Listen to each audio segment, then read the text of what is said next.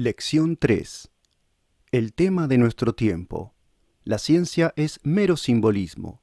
Las ciencias en rebeldía. ¿Por qué hay filosofía? La exactitud de la ciencia y el conocimiento filosófico.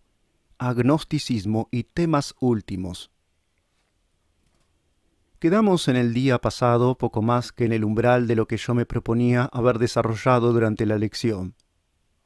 Deseaba enunciar las causas inmediatas, aun a sabiendas de que constituyen una insuficiente explicación de por qué hace un siglo se contrajo y angostó el ánimo de los filósofos y por qué en cambio hoy vuelve a dilatarse. Solo me alcanzó el tiempo para hablar del primer punto. La filosofía quedó aplastada, humillada por el imperialismo de la física y empavorecida por el terrorismo intelectual de los laboratorios. Las ciencias naturales dominaban el ambiente y el ambiente es uno de los ingredientes de nuestra personalidad, como la presión atmosférica es uno de los factores que componen nuestra forma física. Si no nos apretase y limitase, tocaríamos con el occipucio en las estrellas, como Horacio quería, es decir, seríamos informes, indefinidos e impersonales. Cada uno de nosotros es por mitad lo que él es y lo que es el ambiente en que vive. Cuando éste coincide con nuestra peculiaridad y la favorece, nuestra persona se realiza por entero, se siente corroborada por el contorno e incitada a la expansión de su resorte íntimo. Cuando el ambiente nos es hostil, como también está dentro de nosotros, nos obliga a una perpetua disociación y forcejeo, nos deprime y dificulta que nuestra personalidad se desarrolle y plenamente fructifique. Esto aconteció a los filósofos bajo la atmósfera impuesta por la tiranía de los soviets experimentales. No es necesario decir que ninguna de estas palabras mías, que a veces llevan de sobra acusado su perfil, significa censura ni moral ni intelectual para aquellos hombres de ciencia ni para aquellos filósofos. Fueron como tenían que ser y ha sido sobremanera fértil que fueran así. No pocas calidades de la nueva filosofía son debidas a aquella etapa de forzada humildad, como el alma hebrea se hizo más sutil e interesante después de la esclavitud de Babilonia. Ya veremos en concreto cómo, después de haber sufrido con sonrojo los filósofos, que los hombres de ciencia los desdeñasen echándoles en cara que la filosofía no es una ciencia, hoy nos complace, al menos a mí, ese denuesto, y recogiéndolo en el aire lo devolvemos diciendo la filosofía no es una ciencia porque es mucho más. Pero ahora conviene preguntarse por qué se ha producido este nuevo entusiasmo de los filósofos por su filosofía, esta confianza en el sentido de su labor y este aire resuelto que nos lleva a ser filósofos sin medrosidad ni timidez, a ser filósofos, diríamos, impúdicamente, audazmente, jovialmente. Dos grandes hechos, a mi juicio, han favorecido esta mutación. Hemos visto que la filosofía se había quedado reducida o poco menos a la teoría del conocimiento. Así se titulaban la mayor parte de los libros filosóficos publicados entre 1860 y 1920. Y notaba yo el hecho demasiado sorprendente de que en esos libros así titulados no se encontrase jamás planteada en serio esta cuestión, ¿qué es conocimiento?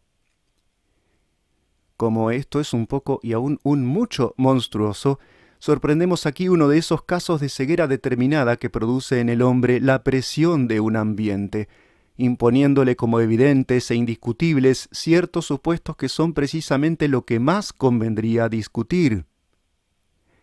Estas cegueras varían de una época a otra, pero nunca faltan, y nosotros tenemos la nuestra. La razón de esto nos ocupará otro día cuando veamos que el vivir se hace siempre desde o sobre ciertos supuestos que son como el suelo en que para vivir nos apoyamos o de que partimos. Y esto en todos los órdenes, en ciencia como en moral y política, como en arte.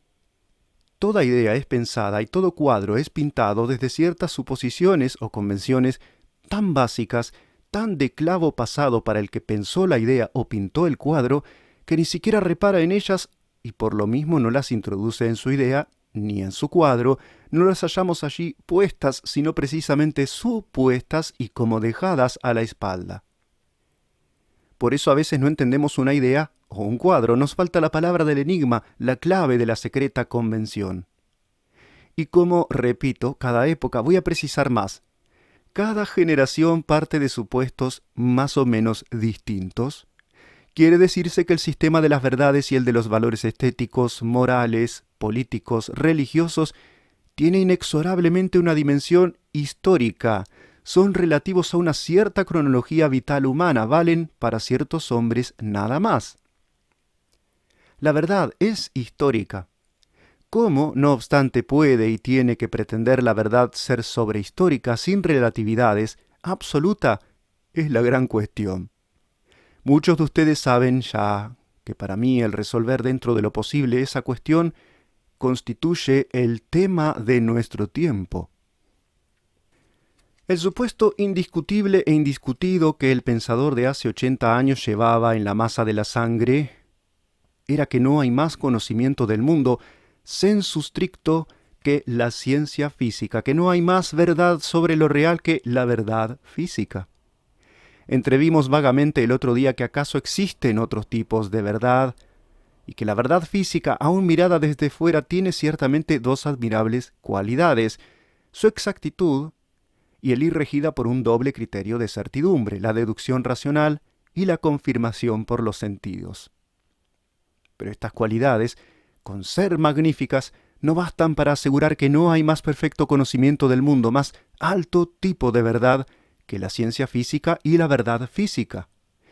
Para afirmar esto fuera menester desarrollar en toda su amplitud la pregunta: ¿qué sería lo que llamaríamos conocimiento ejemplar, prototipo de verdad, si llenásemos con precisión el sentido que en sí lleva la palabra conocer?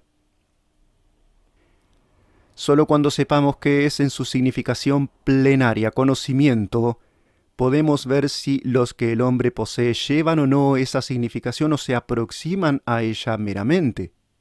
Mientras no se haga esto, no puede hablarse en serio de teoría del conocimiento, y en efecto, con haber pretendido la filosofía de los últimos tiempos no ser sino eso, resulta que no ha sido ni eso. Pero entre tanto la física crecía, y en los últimos 50 años llegaba a una amplitud y perfección tales, a un grado de precisión y a una esfera de observaciones tan gigantesca, que fue preciso reformar sus principios. Se ha dicho esto para quien vulgarmente cree que la modificación de un sistema doctrinal implica poca firmeza en una ciencia. La verdad es lo contrario. Porque los principios de Galileo y Newton eran válidos, fue posible el portentoso desarrollo de la física, y este desarrollo llegó a un límite que hacía forzoso ampliar, purificándolos, aquellos principios. Esto ha traído la crisis de principios, la Grundlagenkrise, que hoy padece la física y que es una venturosa enfermedad de crecimiento. No sé por qué solemos entender la palabra crisis con un significado triste. Crisis no es sino cambio intenso y hondo. Puede ser cambio a peor, pero también cambio a mejor, como acontece con la crisis actual de la física. No hay mejor síntoma de la madurez en una ciencia que la crisis de principios. Ella supone que la ciencia se halla tan segura de sí misma que se da el lujo de someter rudamente a revisión sus principios, es decir, que les exige mayor vigor y firmeza. El vigor intelectual de un hombre, como el de una ciencia, se mide por la dosis de escepticismo, de duda que es capaz de digerir, de asimilar. La teoría robusta se nutre de duda y no es la confianza ingenua que no ha experimentado vacilaciones, no es la confianza inocente, sino más bien la seguridad en medio de la tormenta, la confianza en la desconfianza. Ciertamente que es aquella la confianza la que queda triunfando de esta y sobre ella quien mide el vigor intelectual. En cambio, la duda no sojuzgada, la desconfianza no digerida es neurastenia. Los principios físicos son el suelo de esta ciencia, sobre ellos camina el investigador. Pero cuando hay que reformarlos, no se pueden reformar desde dentro de la física, sino que hay que salirse de ésta. Para reformar el suelo es preciso, evidentemente, apoyarse en el subsuelo. De aquí que los físicos se viesen obligados a filosofar sobre su ciencia, Y en este orden, el hecho más característico del momento actual es la preocupación filosófica de los físicos. Desde Poincaré, Mach y Durkheim hasta Einstein y Weil, con sus discípulos y seguidores, se ha ido constituyendo una teoría del conocimiento físico debida a los físicos mismos.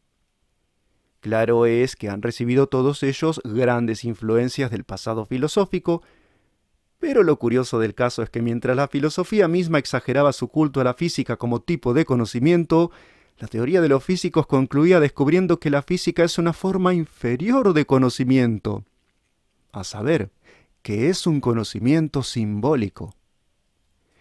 El director del Kursaal, que cuenta las fichas del guardarropa, averigua así el número de abrigos y sobre todo que colgaron de las perchas y merced a ello conoce aproximadamente el número de personas que asistieron a la fiesta. Sin embargo, ni ha visto las prendas de vestir ni al público. Si se compara el contenido de la física con lo que es el mundo corpóreo, no se hallaría apenas similitud. Son como dos idiomas distintos que permiten únicamente la traducción. La física no es más que correspondencia simbólica. ¿Por qué sabemos que es eso la física? Porque son muchas las correspondencias igualmente posibles, como es posible en las formas más diversas la ordenación de cosas. En cierta ocasión solemne resumía Einstein la situación de la física en cuanto modo de conocimiento con estas palabras, 1918, discurso de Max Planck en sus 60 años. Cito: la evolución de nuestra ciencia ha mostrado que entre las construcciones teóricas imaginables siempre hay una en cada caso que demuestra decididamente su superioridad sobre las demás. Nadie que se haya penetrado bien del asunto negará que el mundo de nuestras percepciones determina prácticamente sin equívocos qué sistema teórico hay que elegir. Sin embargo, no hay ningún camino lógico que conduzca a los principios de la teoría. Finaliza la cita. Es decir, que muchas teorías son igualmente adecuadas y que hablando en rigor, la superioridad de una se funda meramente en motivos prácticos. Los hechos la recomiendan, pero no la imponen. Solo en ciertos puntos toca el cuerpo doctrinal de la física con el real de la naturaleza. Son los experimentos. Podría variar aquel siempre que permaneciesen esos puntos en contacto. Y el experimento es una manipulación nuestra mediante la cual intervenimos en la naturaleza obligándola a responder. No es pues la naturaleza sin más y según ella es lo que el experimento nos revela, sino solo su reacción determinada frente a nuestra determinada intervención. Por consiguiente, y esto me importa dejarlo subrayado en expresión formal, la llamada realidad física es una realidad dependiente y no absoluta, una cuasi realidad porque es condicional y relativa al hombre. En definitiva, llama realidad el físico a lo que pasa si él ejecuta una manipulación. Solo en función de esta existe esa realidad. Ahora bien, la filosofía busca precisamente como realidad lo que es con independencia de nuestras acciones, lo que no depende de ellas. Antes bien, éstas dependen de la realidad plenaria de aquello. Ha sido vergonzoso que después de tanta teoría del conocimiento fabricada por los filósofos, tuvieran que encargarse los físicos mismos de dar la última precisión al carácter de su conocimiento y revelarnos que, lejos de representar la ejemplaridad y prototipo del conocer, es, en rigor, una especie inferior de teoría distante del objeto que intenta penetrar. Resulta, pues, que estas ciencias, sobre todo la física, avanzan haciendo de lo que era su limitación el principio creador de sus conceptos. Por tanto, para mejorar no intentan utópicamente saltar fuera de su sombra, superar su fatal y nativo término, sino al revés, aceptan éste alegremente y apoyándose en él, instalándose sin nostalgias dentro de él, consiguen llegar a la propia plenitud. La actitud opuesta a esta era la dominante en el último siglo. Entonces cada cual aspiraba a ser ilimitado, a ser lo que eran los demás y él no era. Es el siglo en que una música, la de Wagner, no se contenta con ser música sino sustituto de la filosofía y hasta de la religión. Es el siglo en que la física quiere ser metafísica y la filosofía quiere ser física y la poesía pintura y melodía y la política no se contenta con serlo, sino que aspira a ser credo religioso y lo que es más desaforado, a hacer felices a los hombres.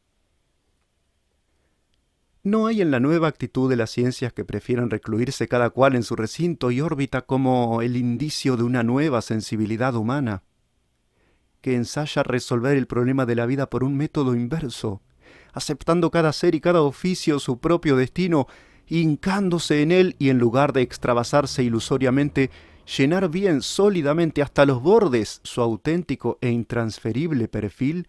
Quede aquí de paso apuntado esto que otro día tropezaremos frente a frente. Sin embargo, esta reciente capitis diminutio de la física como teoría ha actuado sobre el estado espiritual de los filósofos, liberándolos para su vocación.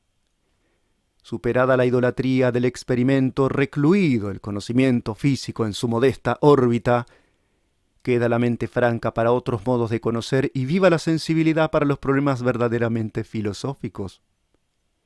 Esto no quita nada de su gloria a la física, al contrario, subraya su solidez prodigiosa y su actual fertilidad. Consciente de su poder como ciencia, desdeña a la física hoy atribuirse místicas superioridades que serían fraudulentas. Sabe que ella no es más que eso, conocimiento simbólico, y esto le basta. Con ser solo eso es hoy una de las cosas más formidables y dramáticas que están aconteciendo en el mundo. Si fuese verdad que Europa es culta, cosa que está muy lejos de ser la verdad, las multitudes se agolparían en las plazas delante de los telones noticieros para seguir día a día el estado de las investigaciones físicas, pues la situación es de tal fecundidad, se está tan cerca de hallazgos fabulosos que no hay la menor exageración en predecir el súbito ingreso en un nuevo paisaje cósmico, en una concepción del mundo corpóreo profundamente distinta de la que nos ha abrigado hasta aquí. Y esa situación es de tal inminencia que no podría yo decir ni los ilustres físicos que me escuchan si en este minuto que pasa no habrá ya brincado la nueva idea colosal en alguna cabeza de Alemania o Inglaterra. Ahora vemos que fue una superstición la que nos mantuvo rendidos ante la llamada verdad científica. Se entiende la clase de verdad propia de la física y disciplinas congéneres. Pero otro hecho muy importante ha contribuido a la liberación. Recuérdese que el anteriormente descrito podía formularse así: cada ciencia acepta su limitación y hace de ella su método positivo. El hecho que ahora voy rápidamente a diseñar es un paso más adelante en el mismo sentido. Cada ciencia se hace independiente de las demás, es decir, no acepta su jurisdicción. También aquí nos ofrece la nueva física el ejemplo más claro y conocido. Para Galileo la misión de la física consistía en descubrir las leyes especiales que rigen sobre los cuerpos, además de las leyes generales geométricas. De que estas últimas imperaban en los fenómenos corpóreos no se le ocurrió dudar ni por un momento. Por ello no se ocupó en disponer experiencias que demostrasen la docilidad de la naturaleza a los teoremas euclidianos. Aceptaba de antemano, como cosa por sí evidente, ineludible, la jurisdicción superior de la geometría sobre la física, o, diciendo lo mismo en otra forma, creía que las leyes geométricas eran leyes físicas ex abundantia o en grado eminente. Para mí el punto de más enérgica genialidad en la labor de Einstein está en la decisión con que se liberta de este tradicional prejuicio. Cuando observa que los fenómenos no se comportan según la ley de Euclides y se encuentra con el conflicto entre la jurisdicción geométrica y la exclusivamente física, no vacila en declarar a esta soberana. Comparando su solución con la de Lorentz, se advierten dos tipos mentales opuestos. Para explicar el experimento de Michelson, Lorentz resuelve siguiendo la tradición que la física se adapte a la geometría. El cuerpo tiene que contraerse para que el espacio geométrico siga intacto y vigente. Einstein, al revés, decide que la geometría y el espacio se adapten a la física y al fenómeno corpóreo.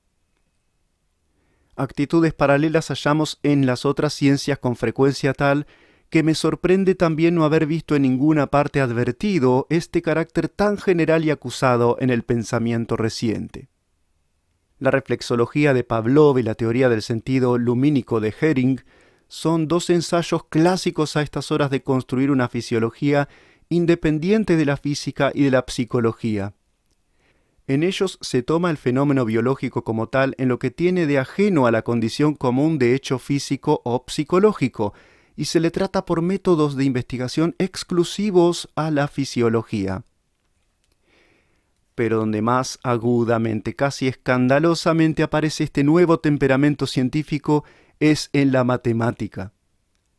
Su supeditación a la lógica había llegado en las últimas generaciones hasta hacerse casi identidad, pero he aquí que el holandés Brouwer descubre que el axioma lógico llamado del tercero excluso no vale para las entidades matemáticas, y que es preciso hacer una matemática sin lógica, fiel solo a sí misma, indócil a axiomas forasteros.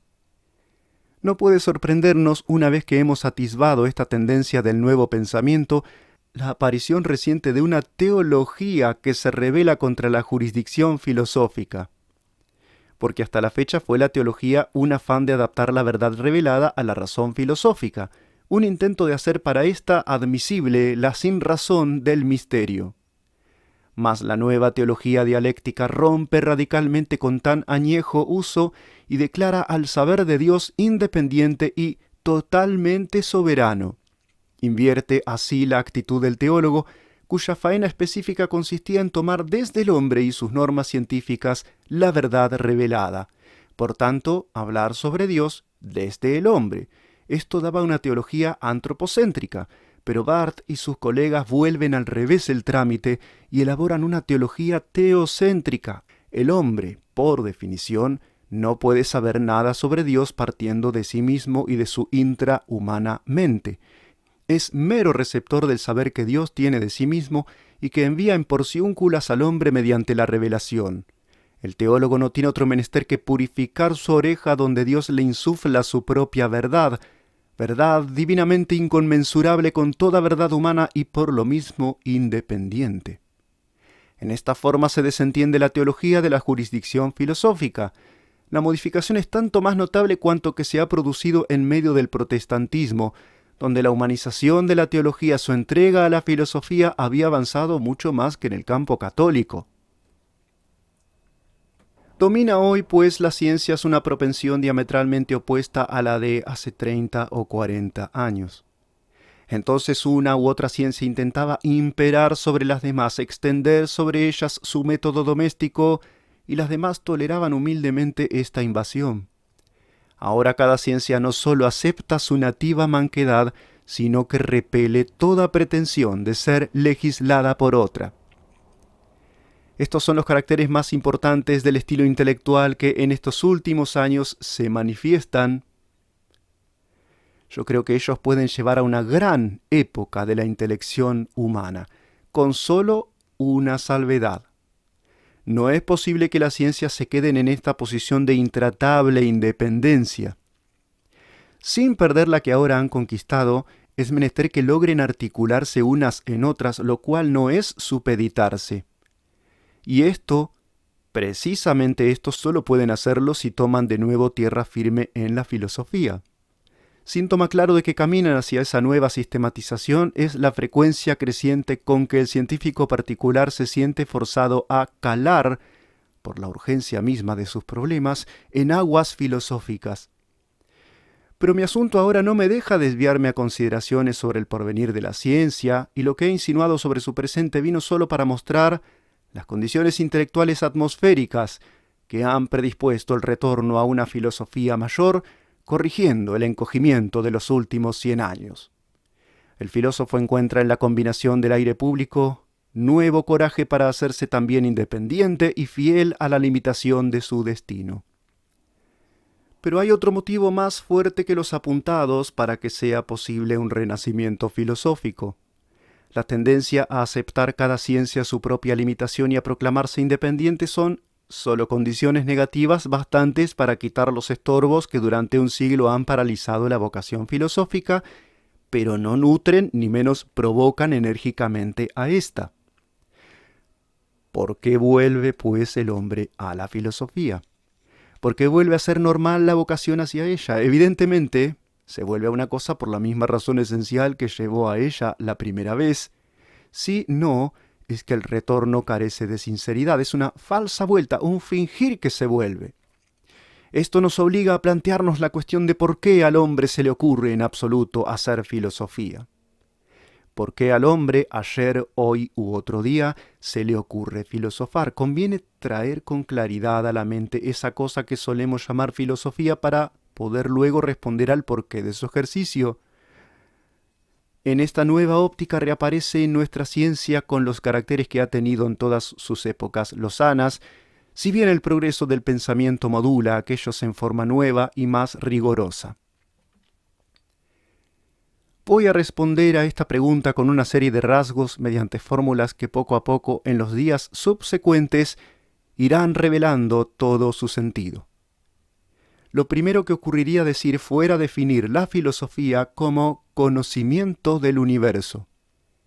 Pero esta definición, sin ser errónea, puede dejarnos escapar precisamente todo lo que hay de específico, el peculiar dramatismo y el tono de heroicidad intelectual en que la filosofía, y sólo la filosofía, vive. Parece, en efecto, esa definición un contraposto a la que podíamos dar de la física, diciendo que es conocimiento de la materia. Pero es el caso que el filósofo no se coloca ante su objeto, el universo, como el físico ante el suyo, que es la materia. El físico comienza por definir el perfil de ésta y sólo después comienza su labor e intenta conocer su estructura íntima. Lo mismo el matemático define el número y la extensión, es decir, que todas las ciencias particulares empiezan por acotar un trozo del universo, por limitar su problema, que al ser limitado deja en parte de ser problema. Dicho de otra forma, el físico y el matemático conocen de antemano la extensión y atributos esenciales de su objeto.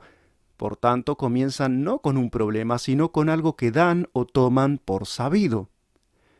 Pero el universo, en cuya pesquisa parte audaz el filósofo como un argonauta, no se sabe lo que es.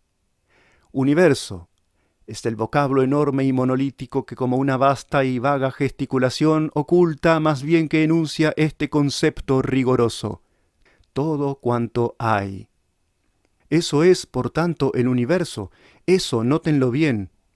Nada más que eso, porque cuando pensamos el concepto todo cuanto hay, no sabemos qué sea eso que hay. Lo único que pensamos es un concepto negativo, a saber, la negación de lo que solo sea parte, trozo, fragmento. El filósofo, pues, a diferencia de todo otro científico, se embarca para lo desconocido como tal. Lo más o menos conocido es partícula, porción, esquirla del universo. El filósofo se sitúa ante su objeto en actitud distinta de todo otro conocedor. El filósofo ignora cuál es su objeto y de él sabe solo, primero, que no es ninguno de los demás objetos; segundo, que es un objeto integral, que es el auténtico todo, el que no deja nada fuera y por lo mismo el único que se basta. Pero precisamente ninguno de los objetos conocidos o sospechados posee esta condición. Por tanto, el universo es lo que radicalmente no sabemos, lo que absolutamente ignoramos en su contenido positivo. En otro giro podríamos decir: a las demás ciencias les es dado su objeto, pero el objeto de la filosofía como tal es precisamente el que no puede ser dado. Porque es todo y porque no es dado, tendrá que ser en un sentido muy esencial el buscado, el perennemente buscado. Nada hay de extraño que la ciencia misma, cuyo objeto hay que empezar por buscar, es decir, que hasta como objeto y asunto es ya problemática, tenga una vida menos tranquila que las otras y no goce a primera vista de lo que Kant llamaba der sichere Gang. Este paso seguro, tranquilo y burgués no lo tendrá nunca la filosofía, que es puro heroísmo teorético. Ella consistirá en ser también como su objeto la ciencia universal y absoluta que se busca. Así la llama el primer maestro de nuestra disciplina, Aristóteles: filosofía, la ciencia que se busca. Zetomene episteme. Pero tampoco en la definición antedicha filosofía es conocimiento del universo, significa conocimiento lo mismo que en las ciencias particulares. Conocimiento en su sentido estricto y primario significa solución positiva y concreta a un problema, es decir, penetración perfecta del objeto por el intelecto de su sujeto. Ahora bien, si conocimiento fuese solo eso, la filosofía no podría comprometerse a hacerlo. Imaginen ustedes que la nuestra llegase a demostrar que la última realidad del universo está constituida por un ser absolutamente caprichoso, por una voluntad aventurera e irracional. Esto creyó en efecto descubrir Schopenhauer. Entonces no cabría penetración total del objeto por el sujeto. Esa realidad irracional sería opaca a la intelección, y sin embargo no es dudoso que fuera aquella una perfecta filosofía, no menos perfecta que las otras para las cuales el ser era en su integridad transparente al pensamiento y dócil a la razón, idea básica de todo racionalismo. Hemos pues de salvar el sentido del término conocimiento y advertir que si en efecto significa primariamente ese pleno ingreso del pensar en el universo, cabrá una escala de valores de conocimiento según la mayor o menor aproximación a ese ideal. La filosofía debe comenzar por definir aquel concepto máximo y a la par dejarse abiertos los grados inferiores de él, que todos serán a la postre, en una u otra medida, modos del conocer. Por esta razón, yo propongo que al definir la filosofía como conocimiento del universo, entendamos un sistema integral de actitudes intelectuales en el cual se organiza metódicamente la aspiración al conocimiento absoluto. Lo decisivo, pues, para que un conjunto de pensamientos sea filosofía, estriba en que la creación del intelecto ante el universo sea también universal, integral, que sea, en suma, un sistema absoluto. Es, pues, obligación constituyente de la filosofía tomar posición teorética, enfrentarse con todo problema, lo cual no quiere decir resolverlo, pero sí demostrar positivamente su insolubilidad. Esto es lo característico de la filosofía frente a las ciencias. Cuando éstas encuentran un problema para ellas insoluble, simplemente dejan de tratarlo. La filosofía, en cambio, al partir admite la posibilidad de que el mundo sea un problema en sí mismo insoluble, y el demostrarlo sería plenamente una filosofía que cumpliría con todo rigor su condición de tal. Para el pragmatismo y para toda la llamada ciencia, un problema insoluble no es un problema. Y por insoluble entienden insoluble por los métodos previamente reconocidos. Llaman problema pues a lo que se puede resolver, y como la solución consiste en ciertas manipulaciones, llaman solución a lo que se puede hacer. El pragmatismo es, en efecto, el practicismo suplantando toda teoría. Recuérdese la definición del pragmatismo en Peirce. Más al propio tiempo es la teoría sincera en que se expresa el modo cognoscitivo de las ciencias particulares, que conserva un resto de actitud práctica, que no es puro afán de conocer y por lo mismo aceptación de un problema ilimitado. ¿De dónde viene, se preguntará, este apetito del universo, de integridad del mundo que es raíz de la filosofía? Sencillamente ese apetito que parece peculiar a la filosofía es la actitud nativa y espontánea de nuestra mente en la vida. Confusa o claramente, al vivir vivimos hacia un mundo en derredor que sentimos o presentimos completo. El hombre de ciencia, el matemático, el científico, es quien taja esa integridad de nuestro mundo vital y, aislando un trozo, hace de él su cuestión. Pero si el conocimiento del universo o filosofía no da verdades del mismo tipo que la verdad científica, tanto peor para ésta. La verdad científica se caracteriza por su exactitud y el rigor de sus previsiones. Pero estas admirables calidades son conquistadas por la ciencia experimental a cambio de mantenerse en un plano de problemas secundarios, dejando intactas las últimas, las decisivas cuestiones. De esta renuncia hace su virtud esencial, y no sería necesario recalcar que por ello solo merece aplausos. Pero la ciencia experimental es solo una exigua porción de la mente y el organismo humanos. Donde ella separa, no separa el hombre. Si el físico detiene la mano con que dibuja los hechos, allí donde su método concluye, El hombre que hay detrás de todo físico prolonga, quiera o no, la línea iniciada y la lleva a terminación como automáticamente. Al ver el trozo del arco roto, nuestra mirada completa la aérea curva manca. La misión de la física es averiguar de cada hecho que ahora se produce su principio, es decir, el hecho antecedente que originó aquel. Pero este principio tiene a su vez un principio anterior, y así sucesivamente hasta un primer principio originario. El físico renuncia a buscar este primer principio del universo y hace muy bien. Pero repito que el hombre donde cada físico vive alojado no renuncia y de grado o contra su albedrío se le va el alma hacia esa primera y enigmática causa.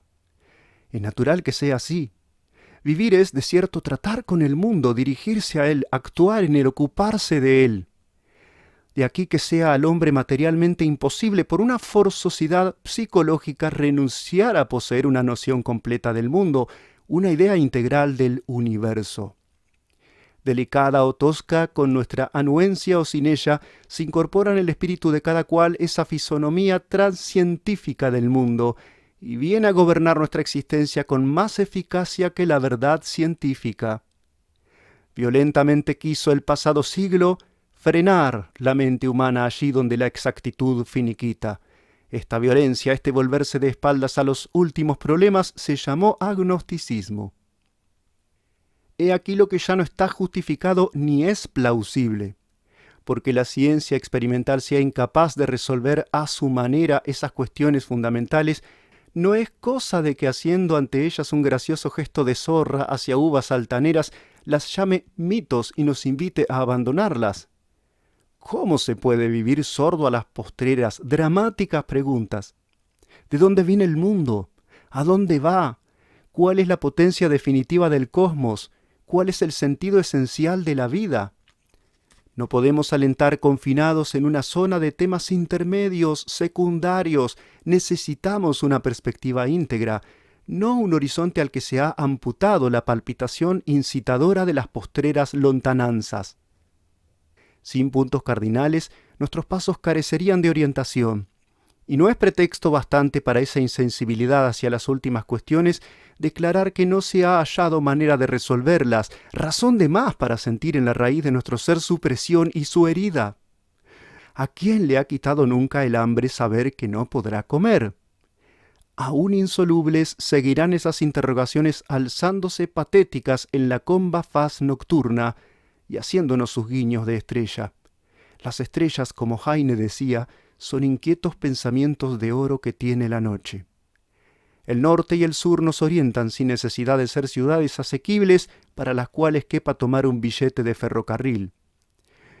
Quiero decir con esto que no nos es dado renunciar a la adopción de posiciones ante los temas últimos, queramos o no, con uno u otro rostro se incorporan en nosotros. La verdad científica es una verdad exacta, pero incompleta y penúltima, que se integra forzosamente en otra especie de verdad, última y completa, aunque inexacta, a la cual no habría inconveniente en llamar mito. La verdad científica flota, pues, en mitología, y la ciencia misma como totalidad es un mito, el admirable mito europeo.